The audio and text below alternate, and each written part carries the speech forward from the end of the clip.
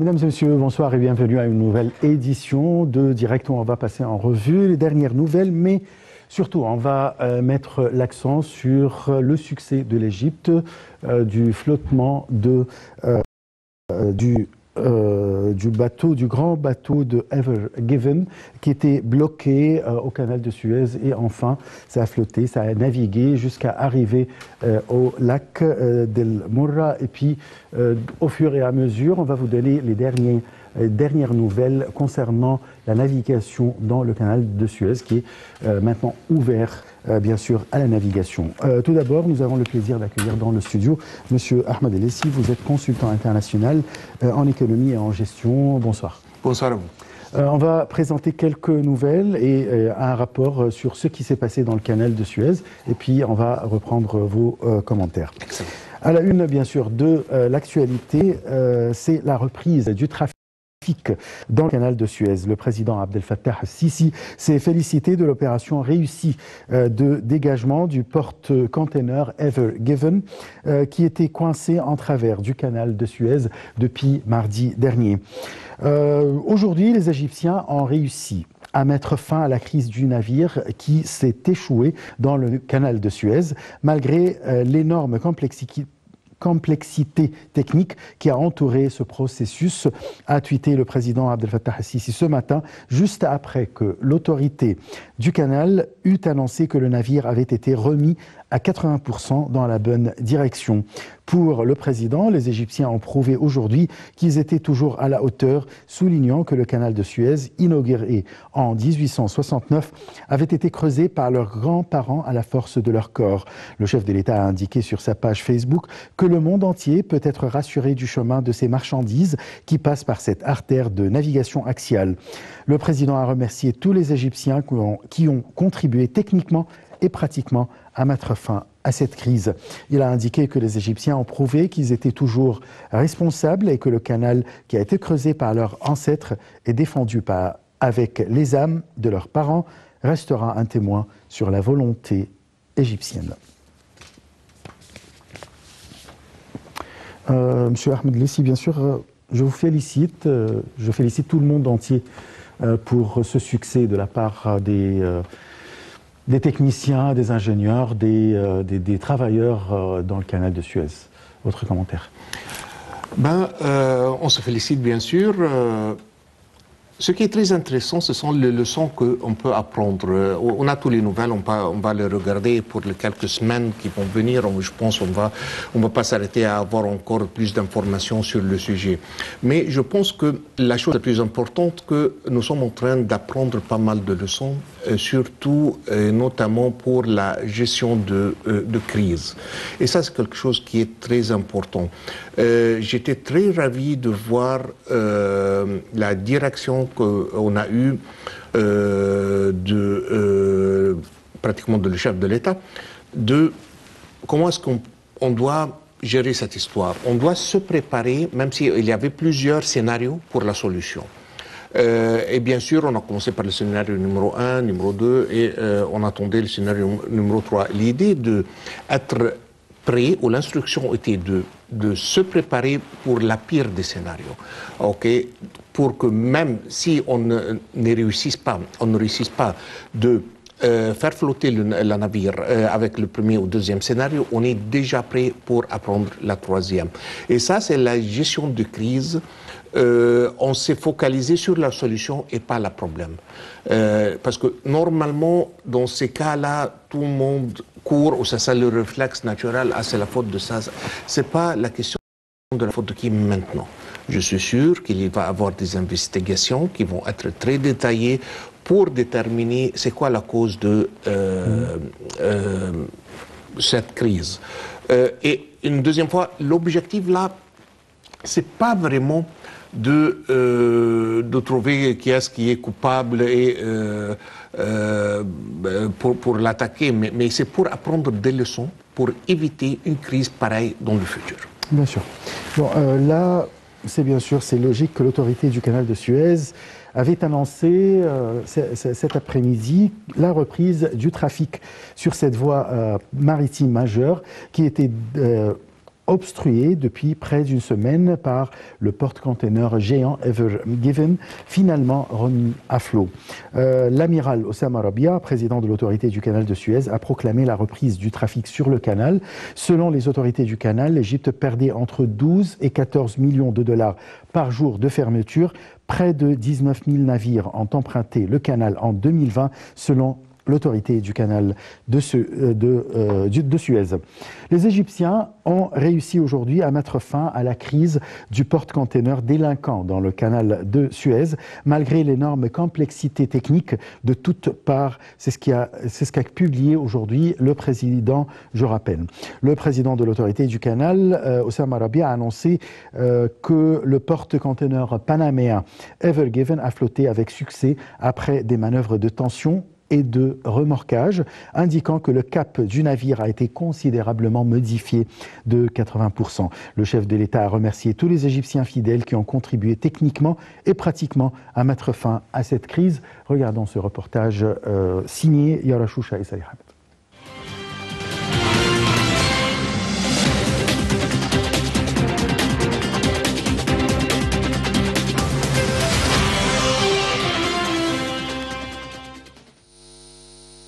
Les Égyptiens ont réussi aujourd'hui à mettre fin à la crise du porte-conteneur délinquant dans le canal de Suez, malgré l'énorme complexité technique de toutes parts. C'est ce qu'a publié aujourd'hui le président Abdel Fattah el-Sisi sur sa page de réseau social Facebook. Et en remettant les choses à leur cours normal, a indiqué le président, et avec les mains des Égyptiens, le monde entier peut être assuré du chemin de leurs marchandises et leurs besoins qui passent par cette artère de navigation axiale. Le chef de l'État a remercié tous les Égyptiens fidèles qui ont contribué techniquement et pratiquement à mettre fin à cette crise. Les Égyptiens ont prouvé aujourd'hui qu'ils sont toujours responsables et que le canal qui a été creusé par leurs ancêtres et défendu avec les âmes de leurs parents continuera à témoigner que l'Égypte ira où les Égyptiens décident, a écrit le président Al-Sisi. Plus tôt dans la journée, le président de l'autorité du canal de Suez, Oussama Rabia, a annoncé que le porte-conteneur panaméen Ever Given a flotté avec succès après des manœuvres de tension et de remorquage, indiquant que le cap du navire a été considérablement modifié de 80% et la poupe du navire s'est éloignée du rivage d'une distance de 102 mètres au lieu de 4 mètres. Les manœuvres devraient reprendre à mesure que le niveau d'eau remonte à sa hauteur maximale, ce qui permet de modifier complètement le cap du navire à mi-chemin. Le président de l'autorité du canal de Suez a adressé un message de réconfort pour rassurer la communauté maritime internationale afin qu'elle reprenne la navigation dans le canal une fois que le navire sera bientôt entièrement flotté. Monsieur Rabia a félicité les héros de l'autorité du canal qui ont accompli ce travail massif, faisant éloge de leurs efforts et pour avoir accompli leur devoir national, indiquant qu'il est en pleine confiance de l'achèvement des travaux à 100%.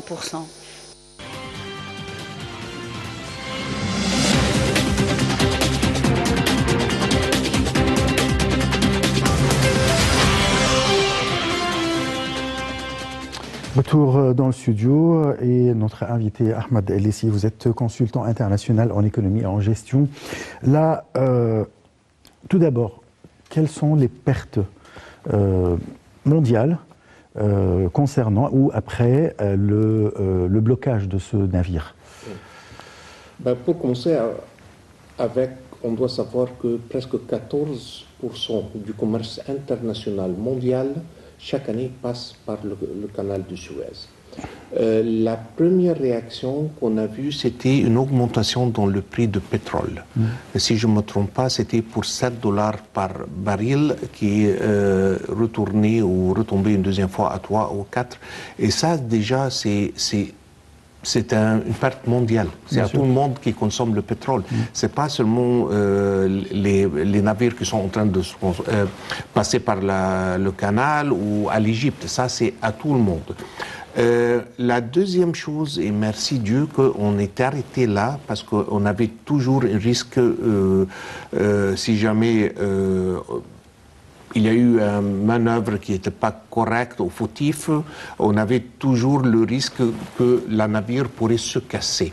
Et là, ça pourrait être vraiment très dangereux pour toute la vie maritime qui est dans la mer Rouge. Et ce sont des containers, donc on peut avoir tout genre de choses qui peuvent polluer l'environnement d'une façon qui est vraiment qui va prendre peut-être des dizaines des années pour la fixer.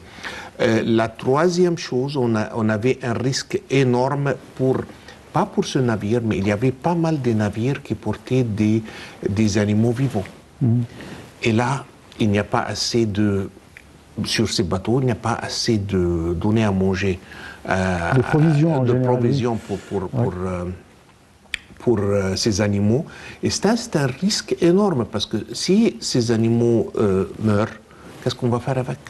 Ou tu vas avoir un risque biologique énorme dans la région, ou ils vont être forcés de jeter les cadavres dans la mer, et tu vas avoir aussi un autre risque et toutes sortes de problèmes qu'on pourrait avoir avec les poissons, avec la vie maritime, avec même le tourisme. Si on risquait, merci Dieu que ce n'était pas le cas, mais c'est des centaines, des milliers de cadavres c'est l'attraction quand même de quelques poissons très dangereux. Absolument, voilà, absolument. Qui viendront. Donc ça aurait été beaucoup plus pire.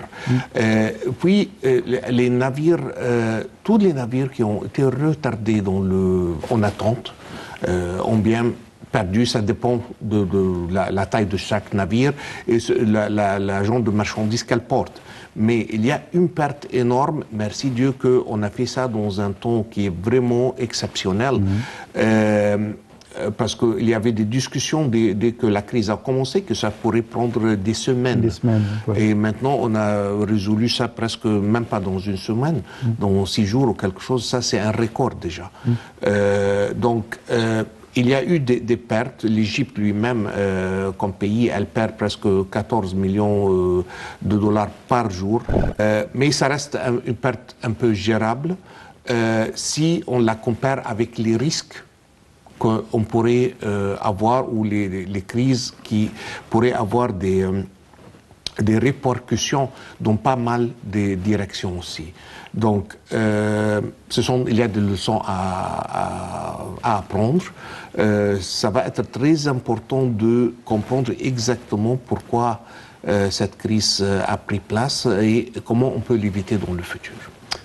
Une telle crise a fait appel ou bien a attiré l'attention de tout le monde, c'est-à-dire toutes les chaînes de télévision mondiales, toute la presse, tout le monde était là pour suivre ce qui se passe dans le canal de Suez. Ça m'oblige à poser la question sur l'importance de ce canal. Qu'est-ce que ce canal représente dans le monde en général? Qu'est-ce que ça fait exactement? C'est aussi simple que ce canal est le plus important canal dans le transport maritime sur la planète Terre. C'est aussi simple que ça. Le canal de Suez fait la liaison entre pratiquement l'Asie, surtout le sud de l'Asie, la Chine, l'Inde et l'Europe.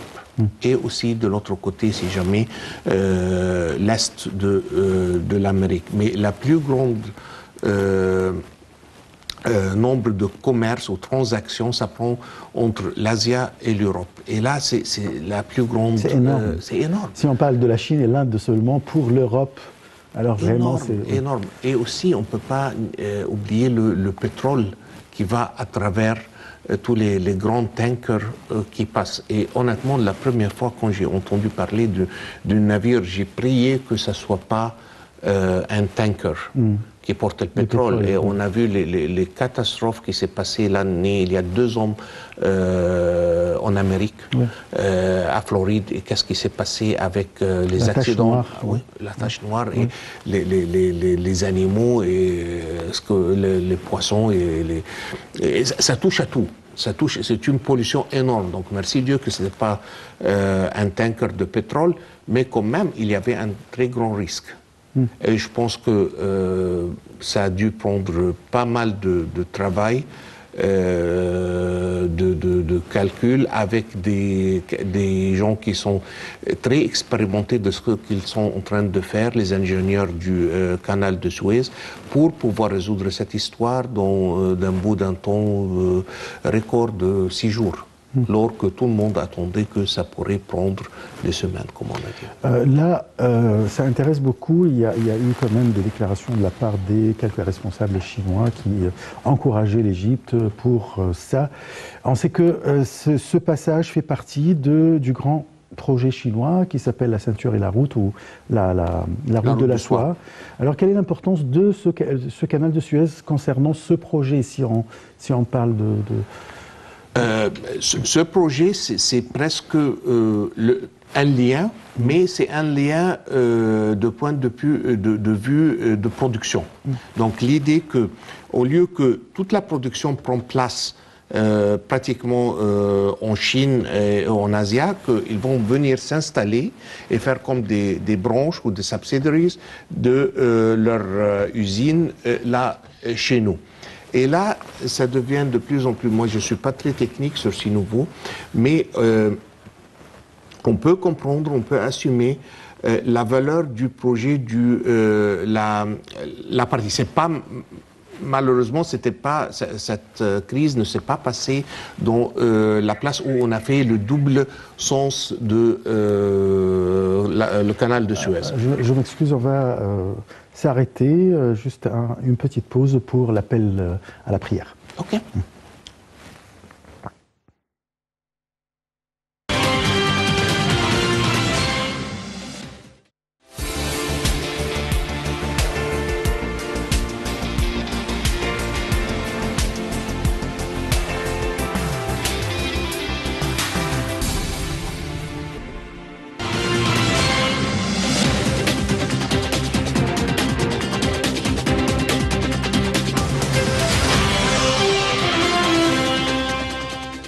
Nous reprenons notre émission sur le canal de Suez et ce qui s'est passé aujourd'hui avec le flottement du navire qui était bloqué dans le canal de Suez, le Ever Given.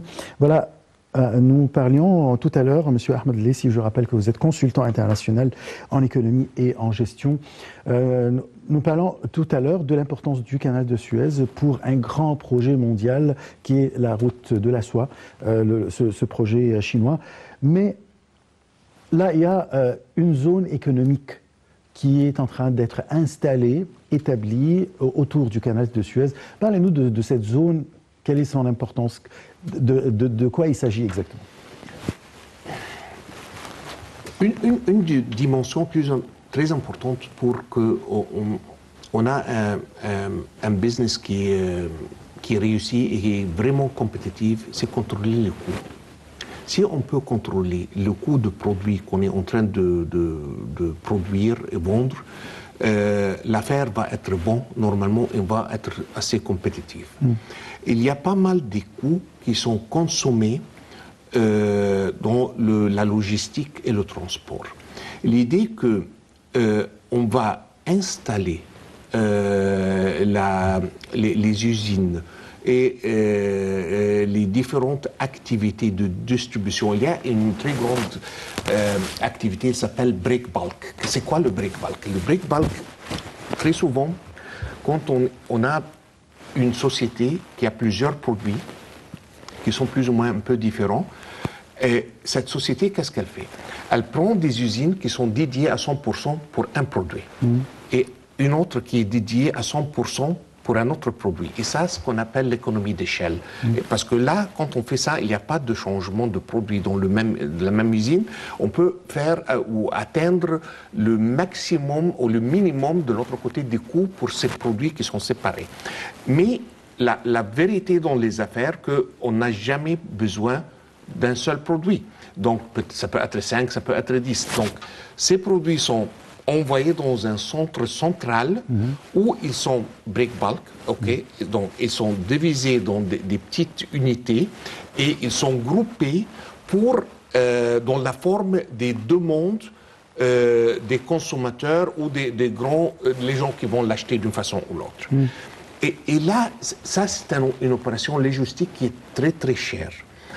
L'idée que si on ne fait pas ça, là où les usines sont, et on fait ça beaucoup plus proche du consommateur ou de l'utilisateur final de ces produits, c'est un gain énorme. Okay? Et c'est ça la stratégie principale pour ce qu'on est en train de faire avec nos amis ou nos confrères chinois, dont très proches de la canal de Suez. La deuxième chose, donc, on a cette histoire de brick-bulk qu'on peut apporter les produits et on les met là, ça, ici dans ce centre logistique, ça c'est d'un côté. De l'autre côté, il y a d'autres productions, facilités de production qui ne sont pas normalement une production très lourde, qu'on peut aussi installer ici et faire la production, qu'elle soit beaucoup plus frais, qu'elle soit beaucoup plus avec une... Je peux vous donner un exemple que moi, quand j'étais en train de gérer une société, la plus grande société des alimentations, je ne veux pas la nommer, j'avais un temps de transit, c'était pas en Égypte, ça, c'était dans un autre pays, dans le nord de l'Afrique. J'avais la distance de transit pour un des produits qui était presque la vie du produit lui-même. Donc, si jamais la navire prend un mois de plus, dès que le produit arrive, c'est déjà fini, j'ai presque une semaine, je dois la vendre à 10% de prix pour la liquider ou, très souvent, malheureusement, de la détruire. Et là, c'est le temps. C'est le temps, c'est la distance. Et quand ça vient de la Chine, quand le produit venait de la Corée, oui, ça consommait pas mal de temps. Et c'est un produit assez simple, hein, mais la vie d'expiration, c'est la vie d'expiration, on ne peut rien faire avec. Mais si ce produit aurait venu de l'Égypte, ça aurait été 10 fois plus rentable pour moi. Et j'ai fini par arrêter ce produit. Parce que je l'ai fait une fois, 2 fois, 3 fois. Chaque fois, il y a toujours une exception. Parce que toujours, il va avoir un navire qui vient il fait 50% de la terre, pratiquement. Et c'est la moitié du monde. Donc, il va toujours avoir 1 ou 2 semaines de retard. C'est très normal. Okay? Et là, chaque fois que ça arrive, c'est presque expérimé. Donc, j'ai discontinué le produit. Mais si jamais le produit il vient ici, aussi proche de l'Égypte, donc quand il va arriver, j'ai toujours pas mal de temps pour le vendre et gagner. Et ça, c'est une expérience que moi, personnellement, j'ai passée avec dans un poste que j'avais avant. Donc là, avoir un centre de gestion. L'Égypte est très spéciale de point de vue location. On est vraiment entre 3 continents, l'Europe, l'Afrique et l'Asie. Et là, c'est presque un centre de distribution naturel ou normal. Okay? C'est un don qu'on l'a pris comme pays parce que toujours quand on a bien choisi. Absolument. Toujours quand on essaie de trouver une place pour la centre de distribution, c'est ça ce qu'on utilise. C'est un modèle mathématique, mais c'est vraiment, on utilise le point qui est la moins plus proche pour toutes les destinations et la source. Et l'Égypte, elle joue sa rôle normalement. C'est un don du vendu. Okay? Donc c'est très normal que l'industrie chinoise vient s'installer dans ce nouveau projet, que je pense que ça va être quelque chose de très, très remarquable.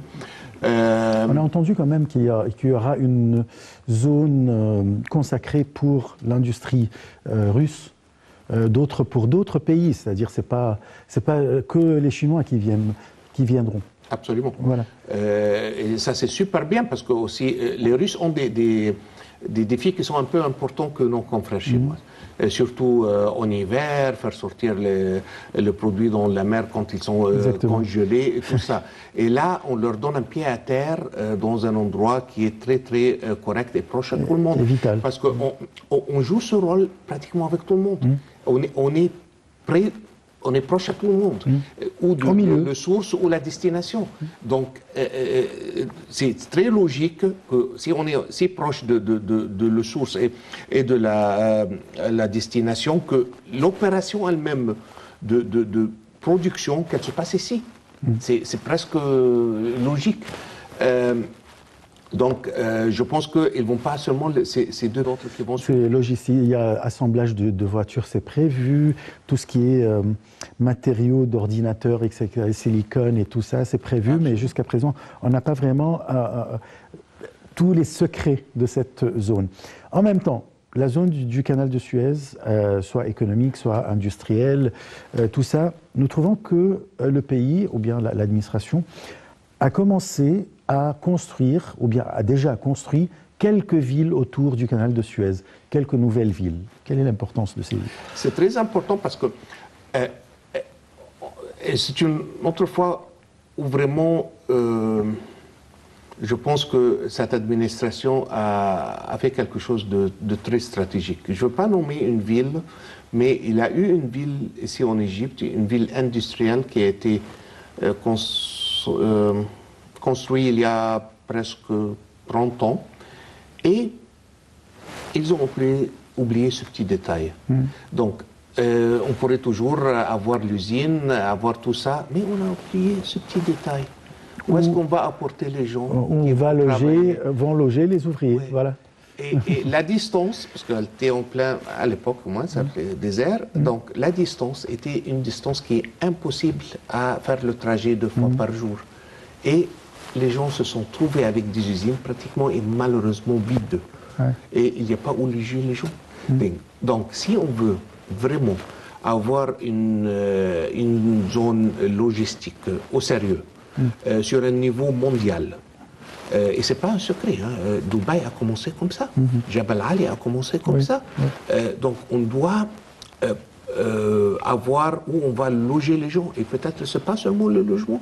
Ces gens probablement vont avoir des enfants, ils vont avoir besoin des écoles, ils vont avoir besoin des loisirs, des cinémas, des centres commerciaux et tout ça. Donc ça va faire un mouvement économique dans cette région. Et c'est très bien qu'on a commencé par avoir des logements pour les gens.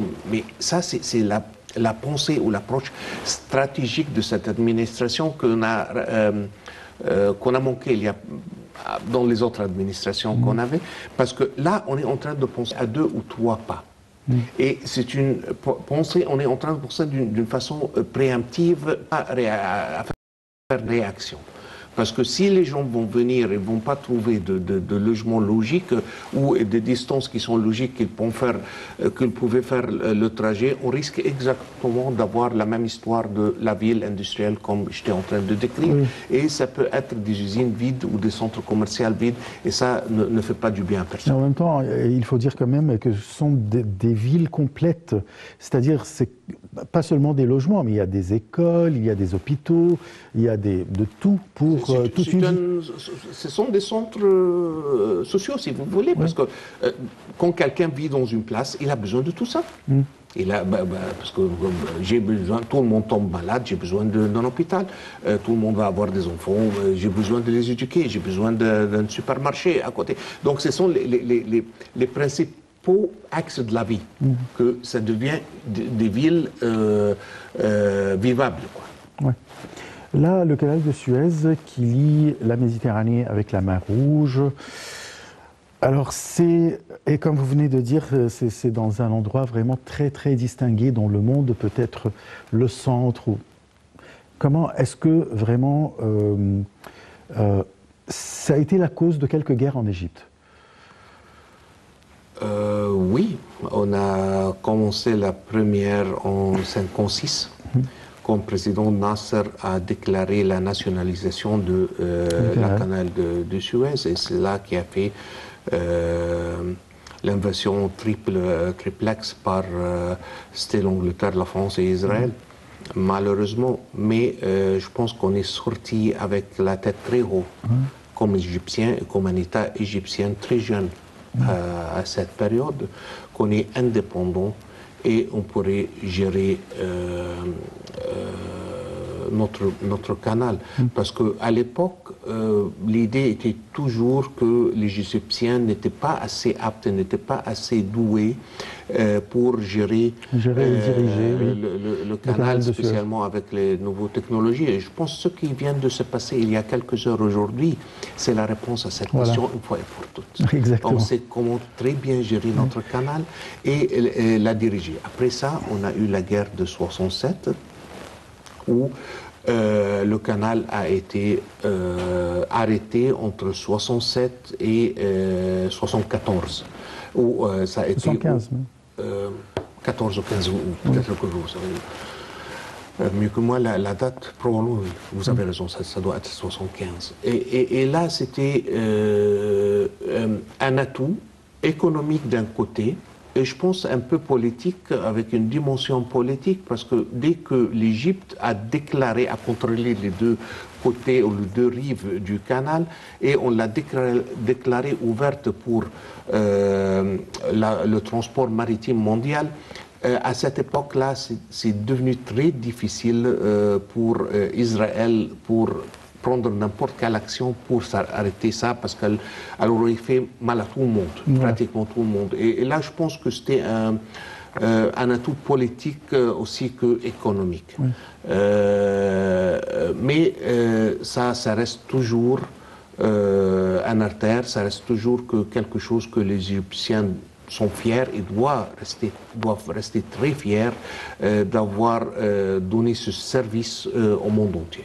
Le président Abdel Fattah el-Sisi, le premier projet qu'il a fait quand il a accédé au pouvoir en 2014, c'était la construction ou bien le creusement d'un deuxième canal de Suez ou bien d'un autre artère. Est-ce que ça vaut le coup et quelle est l'importance est-ce que vraiment ça a donné ses fruits? C'est une très bonne question. Ça, je pense que le président a appliqué plusieurs techniques de gestion stratégique quand il a fait ce projet. Pour commencer avec, oui, il y a le niveau du maritime, et c'est très important pour que tout le monde le sache que ce n'est pas le canal du Suez complète qui a été doublé avec ce projet. C'est seulement une partie. Mais on retourne au projet. Je pense que ça, c'est un projet qui était vraiment très intelligent pour plusieurs raisons. La première, à l'époque, quand le président a pris sa nouvelle responsabilité, il y avait en Égypte une genre de... Les gens n'avaient pas assez de confiance en soi-même. C'est vrai. Et je pense que ça, c'est une technique stratégique pour donner la confiance aux Égyptiens. Faire monter la moralité. Et une deuxième fois. Puis, la confiance en eux-mêmes. La confiance dans leur gouvernement et l'administration, parce qu'il y avait pas mal de gens. On n'oublie pas qu'il a offert, si je ne me trompe pas, à l'époque, 12% de revenus sur l'investissement des Égyptiens dans ce projet. Si je ne me trompe pas, c'était 20%. Vous avez tout à fait raison. Soit 18, soit 20%. Vous avez tout à fait raison, je me trompe. Ce qui a encouragé les gens. Et là, les gens, il y avait pas mal de rumeurs. Ah, vous n'allez jamais recevoir votre argent une deuxième fois. Ce n'était pas le cas. C'est les frères musulmans. Absolument. Et la troisième chose, et je pense que c'était très très intelligent ce qu'il avait fait. On a vu, si je ne me trompe pas, et corrigez-moi une deuxième fois, si je ne me trompe pas, c'était 64 milliards de livres égyptiens. Exactement. Qui sont venus de quelque part, qui n'étaient pas dans le système bancaire. Oui. Donc, en quelques jours. Hein. Donc, dans une semaine ou 10 jours, ou quelque chose comme ça. Même pas une semaine. Ouais. Qu'est-ce que ça nous dit? Ça nous dit quelque chose de très intéressant. Que l'économie qu'on connaît, que les chiffres économiques qu'on travaille avec, représentent seulement une fraction du vrai économie égyptien. Et là, tout ça a déclenché une chaîne des événements et de projets qu'on est en train de travailler dessus jusqu'à aujourd'hui. Parce que c'est très dangereux si un tiers d'une économie est seulement ce qui est visible. Et c'est un tiers, c'est un 40%, c'est 40%. On ne sait pas vraiment, mais on sait que c'est une fraction. Mais la plupart, plus que 50% de l'économie égyptienne n'est pas visible. Et quand je parle de ce qui n'est pas visible, je ne suis pas en train de parler de le mec qui nous aide à stationner la voiture, qui prend 5 livres. Non, non, non. Je parle avec des gens qui font de l'argent sérieux, hein, des vrais chiffres. Hein, que tout ça, c'est invisible pour l'économie. Et ça ne doit pas être le cas parce que c'est pratiquement impossible à n'importe qui, dans n'importe quelle économie du monde, de gérer le coût de 100% quand il a le revenu de 30%. C'est ingérable, c'est une formule qui ne peut jamais marcher. Bien sûr. Et là, on est en train de se rendre compte que de la taille et l'importance de l'économie noire que n'est pas visible pour où il doit être visible. Et ce n'est pas seulement une question d'impôt, mais pas mal d'autres choses. Okay. Même les chiffres de ce qu'on sont déclarés pour le chômage et tout ne sont pas aussi les vrais chiffres. Hein. Les vrais chiffres sont beaucoup moins parce qu'il y a des gens qui sont vus comme chômeurs, mais vraiment ils travaillent dans le noir. Et si c'est 50%, donc le vrai chiffre de chômage c'est presque 50%, parce que les autres ne sont registrés nulle part. Déclarés. Ok, donc là, on a commencé tout ce que, je peux l'appeler la révolution informatique dans le secteur financier. Et on est en train de, ça marche jusqu'aujourd'hui, la facturation électronique et tout le système de paiement électronique et tout ça. Et je pense que là, c'était la première pierre dans ce bâtiment et je pense qu'on va arriver que dans quelques années, parce que c'est un trajet, hein, c'est pas quelque chose qu'on peut appuyer un bouton et ça va, poum. Non, ça prend du temps. Mais on est sur la bonne voie. Et c'est pour cela, pour répondre à votre question, c'est une réponse un peu trop détaillée, mais je pense vraiment que ce projet avait été beaucoup plus grand que sa propre taille, disons. Même si c'est un projet géant. Absolument. Voilà. Bon, avant de terminer, j'aimerais bien vous remercier, mais remercier tous les ouvriers et les travailleurs, les techniciens, les ingénieurs, les responsables du canal de Suez à ce travail pharaonique, si on peut dire. On est très fiers de nos grands-parents, parce qu'ils ont construit le canal, mais encore, on est même beaucoup plus fiers de nos confrères et nos frères qu'ils ont réussi à sauver le canal aujourd'hui pour le bien de l'Égypte et tous les pays du monde. Voilà, et sauver on est très fiers de ça. Voilà, je vous remercie beaucoup. Merci à vous, monsieur. Monsieur Ahmed Elessi, vous êtes consultant international en économie et en gestion. Je vous remercie, chers téléspectateurs. On se donne un rendez-vous demain à la même heure. Au revoir.